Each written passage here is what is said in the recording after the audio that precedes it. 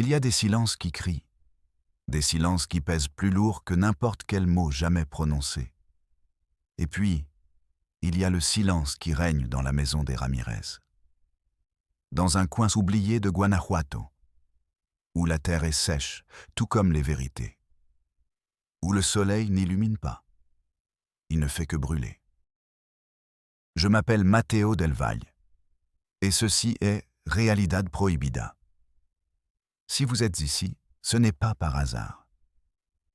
C'est parce que vous savez qu'il y a des histoires qui doivent être racontées. Des histoires que le système veut enterrer sous des dossiers et l'oubli. Des vérités que la société cache par peur. Par honte, abonnez-vous, pas pour moi. Mais pour eux, pour les voix qui ne peuvent plus s'exprimer. Rejoignez cette communauté qui ose regarder là où d'autres ferment les yeux. Car ce n'est qu'en regardant dans l'abîme que nous pouvons comprendre l'obscurité qui est en nous. Guanajuato. Vous le connaissez pour ses ruelles colorées, pour ses estudiantinas, pour ses momies. C'est une carte postale, une illusion pour le touriste. Mais derrière cette façade de pierre rose, il y a un autre Guanajuato. Un Guanajuato poussiéreux, aux portes en bois rongées par les vers et aux secrets transmis de génération en génération. Un Guanajuato où la pauvreté n'est pas une statistique. C'est l'air que l'on respire.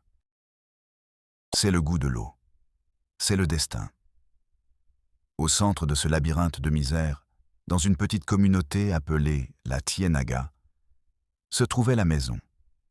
Une construction en adobe et en tôle qui semblait s'enfoncer dans le sol. Et au centre de la maison se trouvait Don Ramiro. 87 ans. Une vie entière passée dans cette même cour en terre battue. Sa peau, tannée par le soleil. Ses yeux, depuis profonds et vides. Et ses mains étaient comme des cartes anciennes d'un territoire de douleur. Des mains qui avaient construit des murs. Des mains qui avaient semé du maïs. Des mains qui avaient creusé des tombes. Et des mains qui avaient regardé un secret si monstrueux qu'il avait pourri sa famille jusqu'à la racine. Pendant des décennies, Don Ramiro a été le pilier, le patriarche, le grand-père, le refuge d'une famille qui grandissait de travers, comme un arbre empoisonné. Personne ne remettait en question son autorité. Personne n'osait demander pourquoi les enfants naissaient avec le même regard perdu. Pourquoi les femmes de la maison vieillissaient prématurément. Pourquoi la tristesse était le seul héritage familial. La réponse était enfermée dans la poitrine de Ramiro. Une bombe à retardement biologique et moral. Et le compte à rebours touchait à sa fin. Dans la nuit du 14 août 2024, Don Ramiro a su qu'il allait mourir. Ce n'était pas un médecin qui le lui avait dit. Ce n'était pas un pressentiment. C'était une certitude physique. Le poids de cette vérité avait fini par lui briser l'âme. Son corps n'attendait plus que le moment de s'éteindre. Il fit donc la seule chose qui lui restait à faire. Il a appelé tout le monde. Ses enfants. Ses petits-enfants. Ses arrière-petits-enfants. Il les a réunis dans le salon, sous la lumière jaunâtre et vacillante d'un seul spot. L'air sentait l'humidité. Le linge sale. De temps figé. Ils étaient plus de 30 personnes.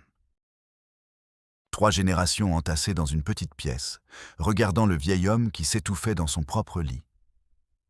Il les regarda dans les yeux, une par une. Et dans chaque visage, il vit le sien.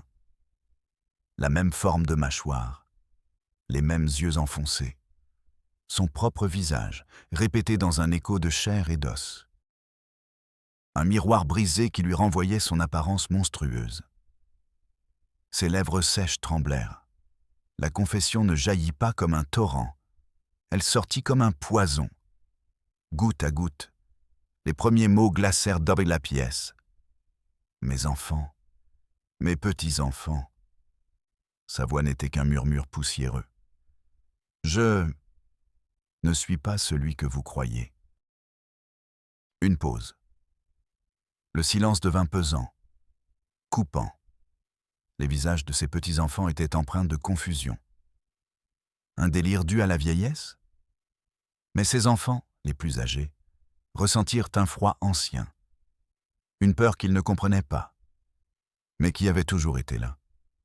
Puis, la deuxième phrase, celle qui allait tout détruire. Celle qui réécrirait l'histoire de chaque personne dans cette pièce, avec l'encre de la douleur et de la honte. Ramiro prit une dernière bouffée d'air d'un monde qu'il était sur le point d'anéantir. Et il dit « Je ne suis pas votre grand-père.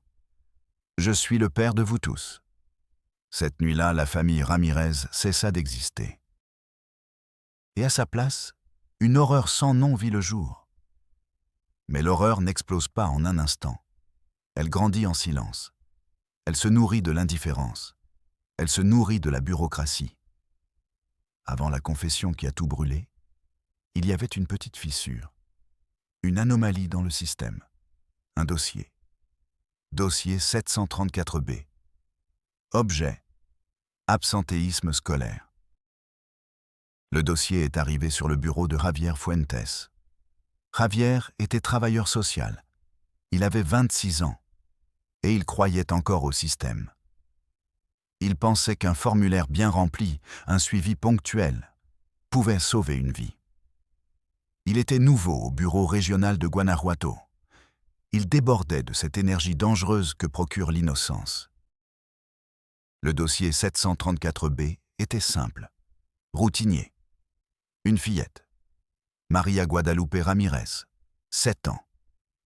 Elle avait accumulé 3 semaines d'absence injustifiée à l'école primaire rurale. La directrice avait rempli le formulaire. Le système l'avait traité. Et maintenant, c'était à Javier de se rendre au domicile. Une visite de routine. Une case de plus à cocher sur sa liste de tâches. Il prit la voiture du département un matin de juillet. Il laissa derrière lui le Guanajuato des cartes postales. Et il s'enfonça dans l'autre. Celui des chemins de terre qui secouent aux lames. Celui des maisons qui semblent demander pardon d'exister. Le soleil était violent, l'air sec. Le GPS a perdu le signal au bout de 20 minutes. Il a dû demander son chemin. Les visages qu'il rencontrait étaient fermés, méfiants. La maison des Ramirez. Personne ne lui donna d'adresse. Seulement un vague signe de tête vers le bout du chemin. Un geste qui disait « là-bas, là où personne ne va ». Un signe qui était un avertissement. Javier ne l'a pas compris. Finalement, il l'a trouvé. Ce n'était pas une maison. C'était une blessure dans le paysage. Des briques d'adobe fissurées, un toit en tôle rouillé. Un chien squelettique leva la tête et lui lança un aboiement sans force. Silence. Un silence pesant, anormal. Pas de rire d'enfant, pas de musique, pas de vie. Javier ressentit un frisson. Malgré la chaleur de 35 degrés, il frappa à la porte en bois. Le son était creux, mort. Il attendit. 1 minute s'écoula. 2 minutes. Il était sur le point de partir lorsque la porte s'ouvrit. Une fente. Une femme le regardait. 50 ans, mais elle en paraissait 70, les yeux effrayés. « Oui ?» dit-elle d'une voix à peine audible. « Bonjour, je m'appelle Javier Fuentes. Je travaille pour le développement intégral de la famille. Je viens chercher la petite Maria Guadalupe. » La femme n'ouvrit pas davantage la porte. Son corps la bloquait. « Elle va bien. » « Elle a manqué l'école, madame. » « Nous devons savoir pourquoi. » « Elle était malade. » « Elle va mieux maintenant. » Les réponses étaient automatiques, mémorisées. Javier insista, avec l'amabilité acquise par un bureaucrate. « Je dois la voir, c'est le protocole. Juste un instant. » La femme hésita. Elle regarda à l'intérieur de la maison. comme si elle demandait la permission à une ombre. Finalement, elle céda. Elle ouvrit la porte. L'intérieur était plus sombre que la nuit. Il y avait une odeur de renfermé, d'humidité, de peur. Dans un coin, assis sur le sol en terre battue, se trouvaient 5 enfants, immovés, silencieux. Leurs yeux, énormes et vides, se fixèrent sur lui. Ce n'étaient pas les yeux curieux d'un enfant, c'étaient les yeux d'un animal pris au piège. Javier chercha Maria Guadalupe du regard. « Laquelle est-ce » La femme désigna une fillette du menton. « Celle-là » Tous les enfants se ressemblaient. Trop. Ils avaient de tous la même mâchoire forte, les mêmes pommettes saillantes, les mêmes yeux enfoncés, comme des copies imparfaites d'un même moule. Javier s'agenouilla. « Bonjour Maria. »« Je m'appelle Javier. Comment te sens-tu » La fillette ne répondit pas. Elle se contenta de le regarder. Son regard n'avait pas 7 ans. Il en avait 100. Il y avait quelque chose de profondément brisé en elle. En eux tous. Javier se leva. L'air était irrespirable. Bon, je voulais juste m'assurer qu'elle allait bien. Veuillez vous assurer qu'elle retourne à l'école. La femme acquiesça. Elle ne dit rien d'autre. Elle l'accompagna jusqu'à la porte et la referma derrière lui. Le bruit du verrou fut brutal, définitif. Longue pause. Seul le bourdonnement se fait entendre. Javier retourna à la voiture. Ses mains tremblaient. Il ne savait pas pourquoi. Il essaya de remplir le formulaire sur le siège passager. Motif de la visite, vérification de l'état de santé du mineur. Résultat, le mineur se trouve à son domicile. La mère signale la guérison d'une maladie non précisée. Observation. Javier s'est arrêté à la rubrique « Remarque ». Que pouvait-il écrire ?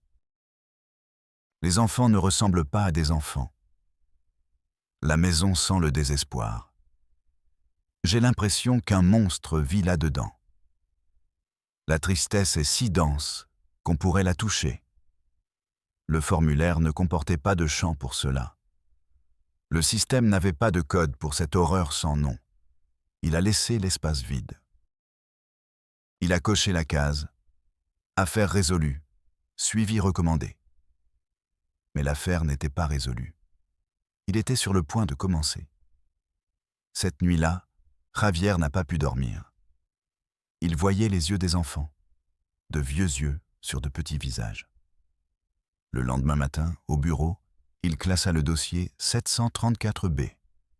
Mais le dossier ne l'a pas classé. Il resta avec lui, comme une écharde sous l'ongle. Une semaine plus tard, il n'en pouvait plus. Il a enfreint le protocole. Il décida de revenir, sans prévenir. Cette fois, il n'y allait pas en tant que travailleur social. Il y allait comme un homme qui a senti la fumée et qui sait que, quelque part, quelque chose est en train de brûler vif. Javier est revenu à la tombée de la nuit. Le soleil s'était couché. Il avait laissé la Ciénaga aux mains des ténèbres. Il n'avait pas de plan. Seulement une certitude.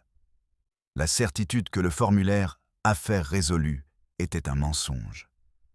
Et ce mensonge le rongeait de l'intérieur. Il gara la voiture loin. Il parcourut les 500 derniers mètres à pied. La poussière de la route s'élevait à chaque pas, comme des fantômes paresseux. La maison des Ramirez était silencieuse.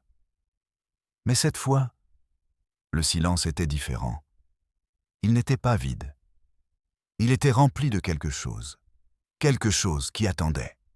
La porte. Elle était entr'ouverte. Seule une fissure d'obscurité l'invitait à entrer. Javier s'arrêta.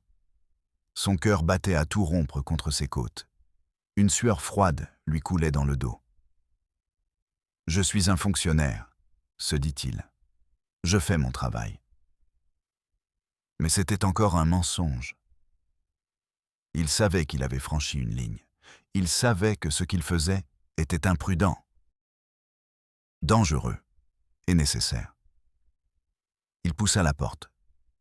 Le grincement résonna comme un cri dans le silence de la nuit. L'odeur le frappa en premier, plus forte qu'auparavant. Un mélange de maladie, de saleté et d'autre chose. Quelque chose de sucré et de métallique. L'odeur de la chair qui commence à se décomposer. La salle principale était vide.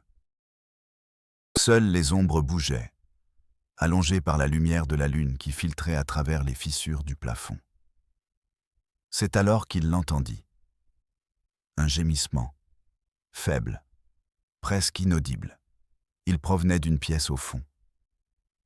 Javier marcha lentement. Chaque pas sur le sol en terre battue semblait résonner dans tout l'univers. La porte de la pièce était également ouverte. À l'intérieur, l'obscurité était presque totale. Seule une bougie mourante brûlait dans un plat en étain. Sa lumière vacillante dessinait des scènes cauchemardesques. Sur un lit branlant, gisait l'une des femmes. Il la reconnut. C'était la mère de Maria Guadalupe. La femme qui lui avait parlé à la porte. Elle était pâle, en sueur. Ses yeux étaient fermés. Sa respiration était sifflante. Et à ses côtés, enveloppé dans des chiffons sales, un bébé, nouveau-né, minuscule, rouge, ridé. Le gémissement venait de lui, un son si fragile qu'il semblait sur le point de se briser. Javier resta paralysé. Une naissance. Au milieu de toute cette mort en vie. Cela aurait dû être un miracle. Mais cela ressemblait davantage à une malédiction. Et puis, il le vit, assis sur une chaise en bois dans le coin le plus sombre de la pièce. Don Ramiro, le patriarche. Il ne bougeait pas, il ne disait rien, il était simplement là. Il observait. Comme un dieu cruel contemplant sa création brisée. Ses yeux ne montraient ni surprise, ni peur, ni colère. Seulement une fatigue infinie. Une fatigue due à 87 années passées à garder un secret. Javier sentit l'air se transformer en pierre dans ses poumons. Il voulait s'enfuir, crier. Mais ses pieds étaient cloués au sol. C'est alors que son regard se posa sur la table de chevet, à côté du lit. À côté de la bougie, il y avait un cahier, petit, à spirale, avec une couverture usée, un cahier d'écolier. Don Ramiro suivit son regard, et pendant un instant, Javier vit quelque chose dans les yeux du vieil homme. Ce n'était pas de la permission, c'était de la résignation. Javier fit un pas, puis un autre. Il tendit une main tremblante, et il prit le cahier. Le vieil homme ne bougea pas. Javier recula vers la lumière du salon. Il avait besoin de voir. Il avait besoin de savoir.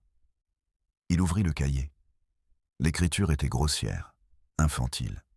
De grandes lettres inégales, écrites avec un crayon usé. Première page. Famille Ramirez. En dessous, une liste. Un nom, une date, une annotation. Elena, 1968. Fille de Ramiro.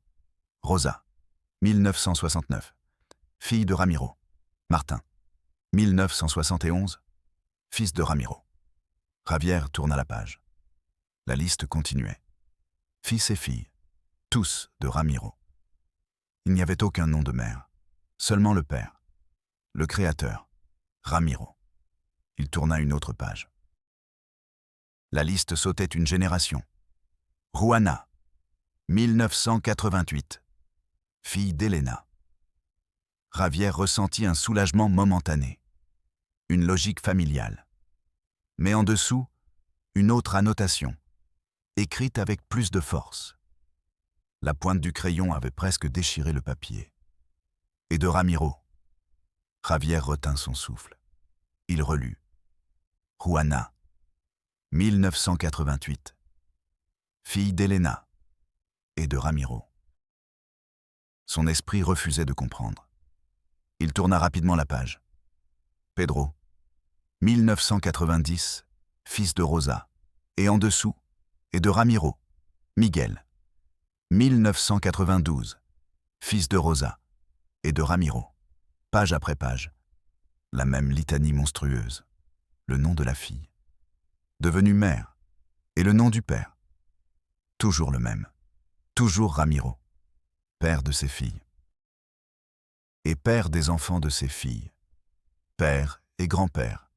Dans la même lignée. L'arbre généalogique n'était pas un arbre. C'était un nœud. Un enchevêtrement pourri. Un cercle fermé de chair et de sang. La dernière page. L'écriture était plus tremblante. Récente. Enfant. Août 2024. Fils de Maria Guadalupe. Javier leva les yeux de son cahier. Maria Guadalupe. La fillette de 7 ans du dossier. Non, ce n'était pas possible. Il relut la note. Fils de Maria Guadalupe. Et en dessous, l'espace était vide. En attendant le nom du père. Le nom qui était toujours le même. Le monde de Javier s'arrêta. Le cahier lui échappa des mains. Les pages s'ouvrirent sur le sol en terre battue, révélant sa généalogie infernale. Un bourdonnement aigu dans ses oreilles. Le goût de rouille et de bile dans sa bouche. Il sentit le froid de la maison collé à sa peau. L'horreur n'était pas une idée. Elle était physique. Elle avait une odeur, un poids. Et maintenant, elle avait un nom. Ramiro. Il leva les yeux vers la pièce. Le vieil homme était toujours là, immobile. Leurs regards se croisèrent dans la pénombre. Et dans ce regard, Javier ne vit pas un monstre. Il vit quelque chose de pire. Il vit un homme. Un homme qui avait construit son propre enfer et avait entraîné tout le monde avec lui. Ramiro acquiesça lentement. Une seule fois. C'était une confession sans mots. Une sentence. Javier recula. Il trébucha. Il se retourna et courut. Il sortit de la maison comme si le feu le poursuivait. Il ne s'arrêta pas avant d'avoir atteint sa voiture. Il ouvrit la portière, il s'installa à l'intérieur, et il vomit. Il vomit son dîner, sa routine, son innocence. Il vomit la croyance que le monde avait un sens. Quand il put à nouveau respirer, il regarda dans le rétroviseur. La maison n'était plus qu'une tache sombre, au loin. Une tumeur sur la peau de la nuit. Mais il savait qu'il l'emporterait avec lui. Pour toujours. L'horreur ne naît pas de rien. Elle est semée. Elle est cultivée dans le sol de l'abandon. Elle grandit, arrosée par la solitude et l'extrême pauvreté. Ramiro n'est pas né monstre. Il est devenu un monstre. Le système l'a fabriqué. En 1945. Ramiro avait 8 ans. Son monde se limitait à ce bout de terre aride. La Ciénaga. À l'époque, elle ne s'appelait pas ainsi. C'était simplement la ferme. Une poignée de maisons en adobe perdues sur la carte. Sans électricité, sans eau potable, sans loi. Seulement la loi du plus fort, ou celle du plus désespéré. Son père est parti un jour chercher du travail dans le Nord. Il n'est jamais revenu. Un classique de l'époque, une histoire répétée 1000 fois. Des hommes qui disparaissent, des femmes qui restent, des enfants qui apprennent à survivre. Sa mère, c'était une femme dure, résistante. Mais la solitude et la misère l'ont brisée de l'intérieur. La maladie est arrivée un hiver, une toux qui s'est transformée en sang. Il n'y avait pas de médecin, il n'y avait pas d'argent. Seulement des remèdes maison et des prières. Rien n'a fonctionné. Ramiro l'a vu dépérir, jour après jour. À l'âge de 10 ans, il l'enterra dans le jardin derrière la maison, de ses propres mains. Ce jour-là, l'enfant Ramiro est mort avec elle. Il se retrouva seul, complètement seul. Un enfant de 10 ans dans une maison vide. Dans un monde indifférent. Les voisins l'ignoraient. Chacun avait ses propres fantômes à nourrir. Un enfant de plus, abandonné à son sort, ce n'était pas une tragédie. C'était la normalité. Il apprit à voler des poulets, à manger ce qu'il trouvait, à parler peu, à ne faire confiance à personne. Le silence est devenu son compagnon. La solitude, sa seule certitude. La maison en adobe devint sa carapace, son royaume et sa prison. Les années passèrent. L'enfant devint adolescent. L'adolescent devint homme. Un homme sauvage, analphabète, déconnecté du reste de l'humanité.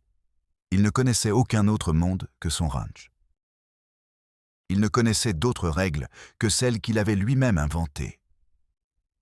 Un jour, une nouvelle famille arriva dans la région, déplacée par une sécheresse dans un autre État. Ils avaient une fille. Elle s'appelait Espérance. Elle avait 15 ans. C'était la première personne à sourire à Ramiro depuis une décennie. Il ne sut pas comment réagir. Son instinct l'emporta sur sa raison. Il n'y eut ni séduction. Il n'y eut pas de mots d'amour. Il y avait un besoin. Il y eut la brutalité de deux personnes qui se noient et s'agrippent l'une à l'autre. Il l'a emmenée chez lui. Ses parents ne s'y sont pas opposés. Une bouche de moins à nourrir. Pour Ramiro, Esperanza n'était pas une épouse. C'était une propriété. Elle était le remède à sa solitude. Elle était la première pièce de sa collection d'êtres humains. Ils ont eu des enfants. Elena, Rosa, Martin. Ramiro découvrit quelque chose de nouveau. Le pouvoir. Le contrôle absolu sur la vie des autres. Il aimait ça. C'était la seule chose qu'il ait jamais eue. Mais Esperanza est tombée malade. La même maladie que sa mère. L'histoire, cruelle, se répétait. Quand elle mourut, Ramiro se retrouva seul. Mais cette fois, c'était différent. Il n'était plus seul. Il y avait ses enfants, petits, vulnérables.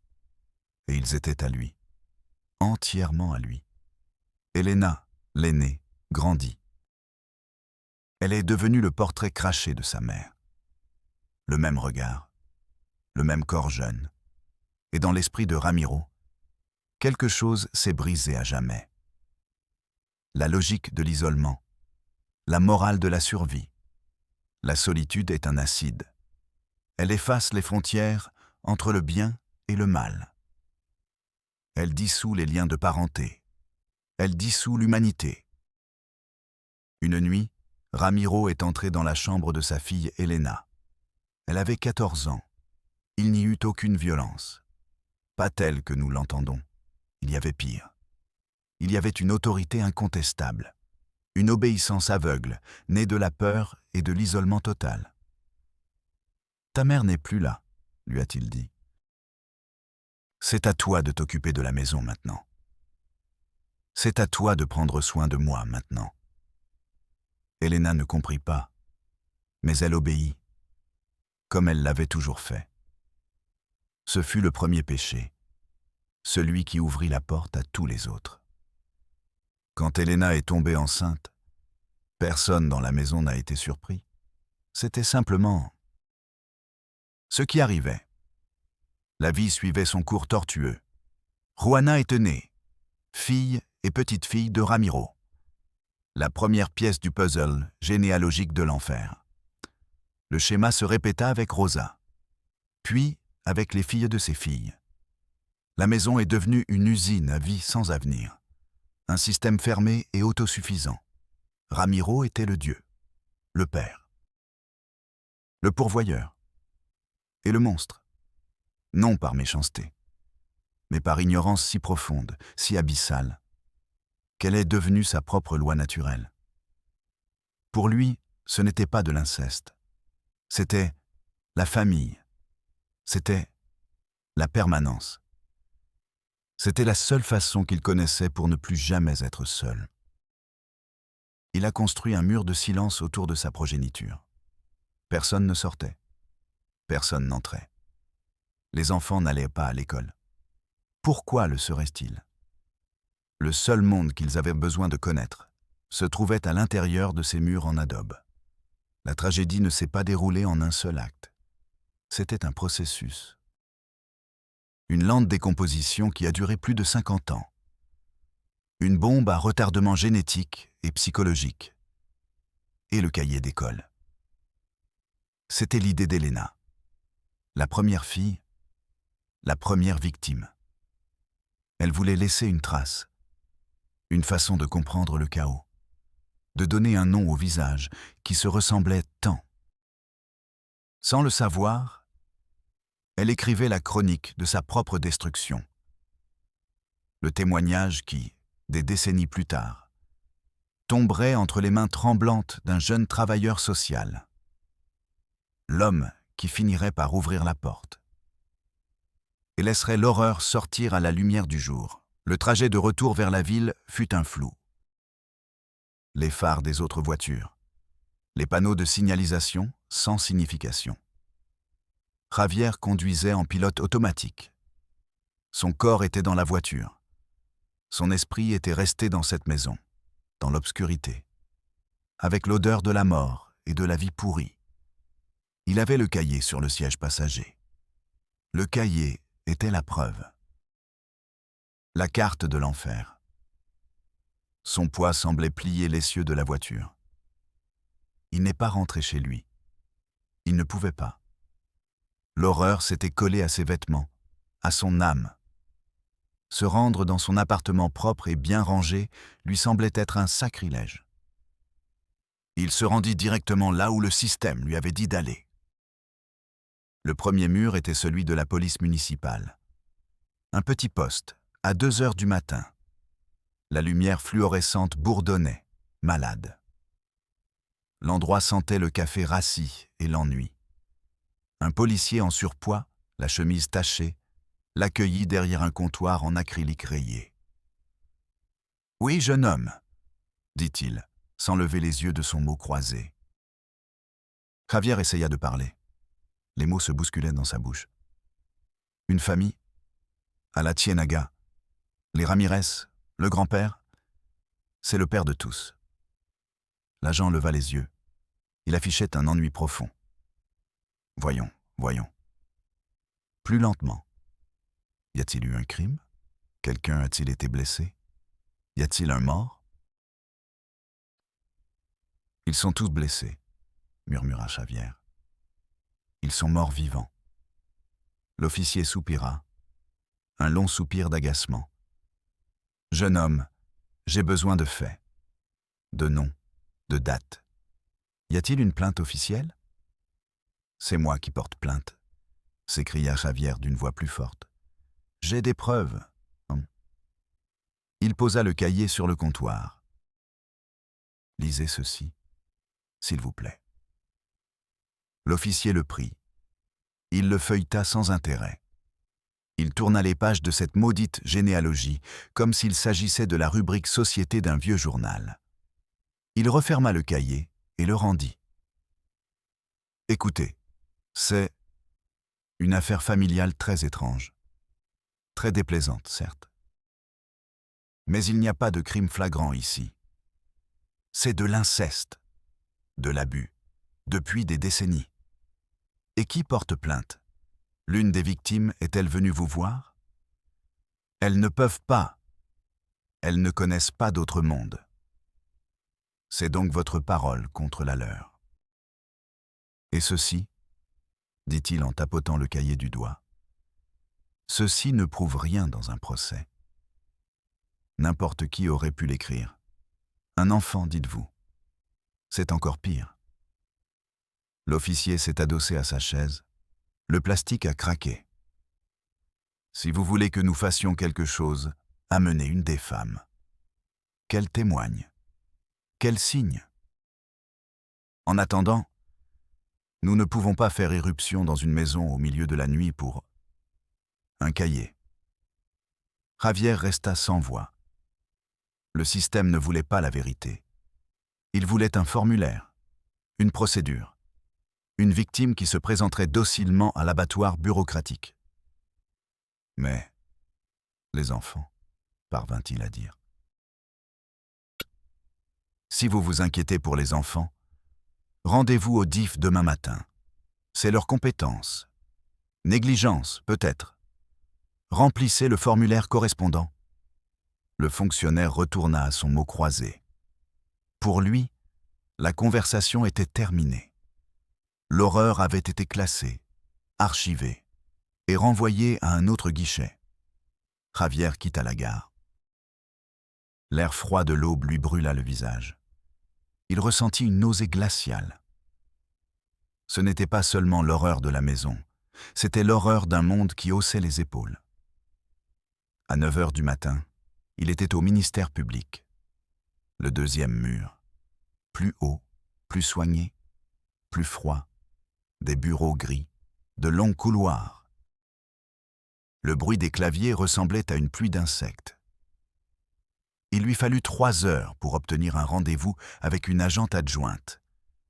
Une jeune femme, vêtue d'un tailleur impeccable et au regard d'une efficacité clinique. Javier répéta son histoire. Plus calmement cette fois-ci, en essayant de paraître cohérent, professionnel. Il présenta le cahier. L'agent l'examina avec des gants en latex. Comme si l'horreur était contagieuse. Et peut-être l'était-elle. Elle écouta toute l'histoire sans changer d'expression. Son visage était un masque de neutralité professionnelle. Lorsque Javier eut terminé, elle retira ses gants. « Je comprends votre inquiétude, maître Fuentes, » dit-elle. Sa voix était aussi plate que les murs. Mais d'un point de vue procédural, c'est très complexe. Vous avez lu le cahier. Vous avez vu les noms, les dates. J'ai vu un cahier scolaire avec des annotations anonymes. Ce n'est pas une preuve scientifique. Cela pourrait être un fantasme enfantin, un jeu. J'étais là. J'ai vu le nouveau-né. J'ai vu la mère, qui est aussi une enfant. J'ai vu le vieil homme. L'agent ne broncha pas. Elle a ouvert un code pénal sur son bureau. Le délit d'inceste nécessite de prouver la relation sexuelle entre parents consanguins. Sans déclaration directe de la victime ou preuve ADN à l'appui, il n'y a pas de dossier. Alors faites les tests ADN. Elle a souri. Un petit sourire, sans joie, presque un tic. Pour demander un test ADN de cette ampleur, nous aurions besoin d'un mandat. Et pour obtenir ce mandat, nous avons besoin d'indices raisonnables de la commission d'un crime. Vous voyez le cercle vicieux ? Javier la regarda. Il était pris au piège, dans un labyrinthe de logique juridique. Un labyrinthe conçu pour ne mener nulle part. « Et qu'est-ce que je fais ?» demanda-t-il, sentant son dernier espoir s'effondrer. L'agent prit un dossier sur son bureau. « Ce que nous pouvons faire, c'est ouvrir un dossier d'enquête pour négligence. C'est un délit moins grave, mais cela nous permet de convoquer les parents. Le père et le grand-père. C'est lui le monstre. Nous convoquerons les parents officiellement enregistrés. Et M. Ramiro en tant que tuteur légal. Remplissez ce formulaire, le F-17. Soyez très précis dans les détails concernant les conditions de logement et le manque de scolarisation. Concentrez-vous là-dessus. » Il lui glissa une pile de papier à travers le bureau. Le système ne voulait pas affronter le monstre. Il voulait mesurer la taille de la cage, classifier la saleté du sol, transformer l'enfer en un rapport sanitaire. Javier sentit le métal froid du bureau dans ses mains. La climatisation lui semblait glaciale. C'était la température de la justice. Une justice gelée, morte. Pause. Le bourdonnement semble plus fort. Le troisième mur, le pire de tous, c'était son propre patron, le directeur régional du DIF. Maître Morales. Un homme sur le point de prendre sa retraite, avec la réputation de ne causer aucun problème. Javier entre dans son bureau. Morales était en train d'arroser une plante. Javier, ça tombe bien que tu sois là. Le rapport sur la Ciénaga, tu l'as terminé? Javier lui raconta tout. La visite nocturne, la maison, le cahier, la police, le ministère public. Il s'attendait à de l'indignation, à du soutien, à un ordre d'agir. Il reçut un silence pesant. Morales finit d'arroser sa plante. Il posa l'arrosoir avec un soin exquis. Il s'assit dans son grand fauteuil en cuir. Et il le regarda. Non pas avec colère, avec pitié. « Javier, Javier, dit-il en secouant la tête. Cela fait 6 mois que tu es ici. Tu ne comprends toujours pas comment les choses fonctionnent. Monsieur, cela va bien au-delà du fonctionnement des choses.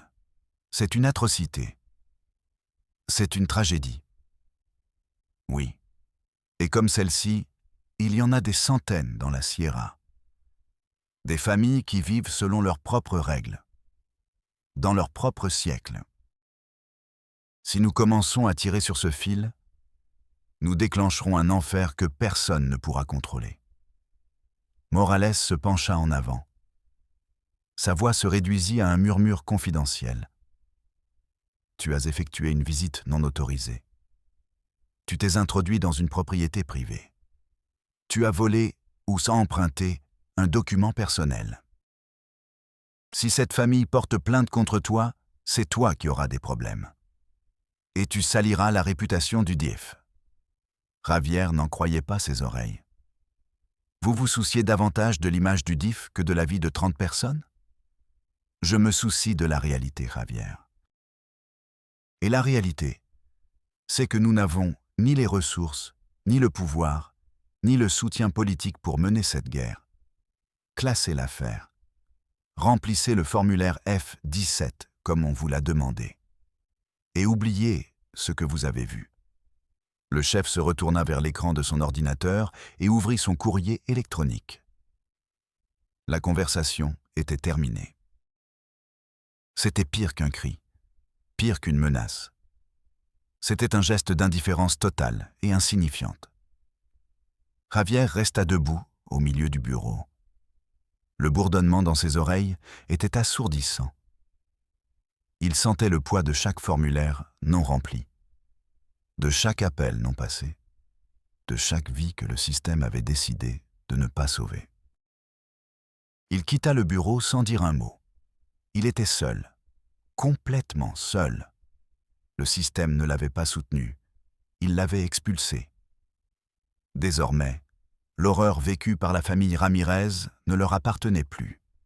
Elle était aussi la sienne, et c'était un fardeau qu'il devrait porter seul. Javier n'est pas retourné à son bureau. Il ne remplit pas le formulaire F-17.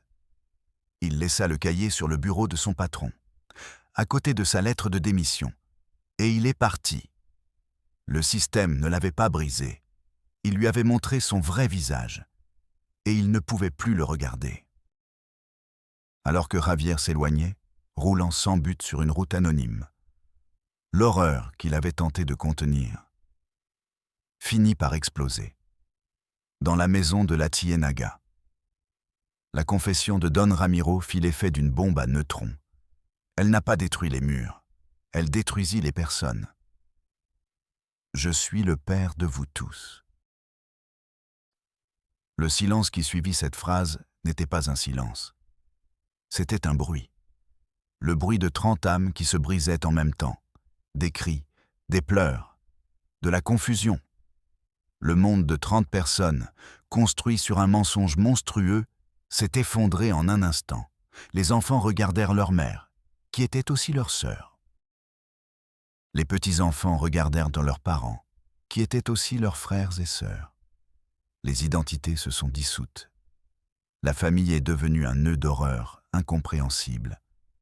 Et quelqu'un, au milieu de ce chaos primordial, a fait la seule chose qu'il n'avait jamais faite.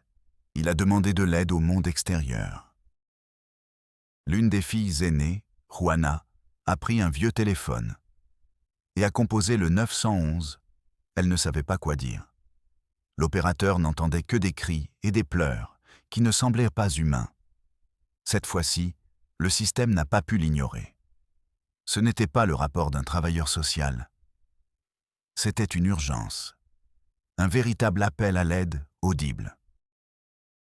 Les patrouilles sont arrivées, les ambulances aussi. Leurs gyrophares rouges et bleus illuminèrent les murs en adobe, les lumières d'un monde extérieur qui enfin se penchait sur cet enfer privé. Les agents sont entrés et se sont arrêtés net. Ils n'étaient pas préparés à ce qu'ils ont trouvé. Il n'existe aucune formation pour cela. Ils ont sorti les enfants un par un. Des visages sans expression, des yeux qui ne comprenaient pas pourquoi des étrangers les emmenaient loin de leur seul foyer, loin de leur père, de leur grand-père, de leur Dieu, de leur monstre. Ils ont séparé les mères de leurs enfants, les frères de leurs sœurs. L'arbre généalogique pourri a été abattu de force, branche par branche. Don Ramiro est mort cette même nuit, dans son lit, au milieu du chaos qu'il avait lui-même créé. Il est mort seul. Sa plus grande crainte s'était finalement réalisée. La famille Ramirez a été rayée de la carte, dispersée dans des refuges, dans des hôpitaux psychiatriques, dans des dossiers scellés portant la mention « cas complexe ». Le système ne les a pas sauvés. Il n'a fait que démanteler l'enfer, pièce par pièce, pour classer les pièces, pour archiver la douleur. Le cahier qui a tout déclenché repose désormais dans une salle d'épreuve, étiqueté, numéroté, oublié. Javier Fuentes vend des assurances dans la ville de Querétaro. On dit que c'est un bon employé. Discret, efficace. On dit qu'il reste parfois des minutes entières à regarder par la fenêtre, le regard perdu, comme s'il cherchait quelque chose à l'horizon. Quelque chose qu'il aurait laissé derrière lui sur un chemin de terre. Personne n'a gagné. Personne n'a obtenu justice. Il ne reste que l'écho d'une vérité trop grande pour être contenue, et une maison vide à Guanajuato, abandonnée, où le vent souffle désormais librement à travers les pièces, emportant avec lui les derniers murmures d'un secret de famille, emportant la poussière qui recouvre les souvenirs d'une horreur qui n'aurait jamais dû exister. Mais qui a existé? Je suis Matteo Del Valle, et rendez-vous dans la prochaine Réalité interdite.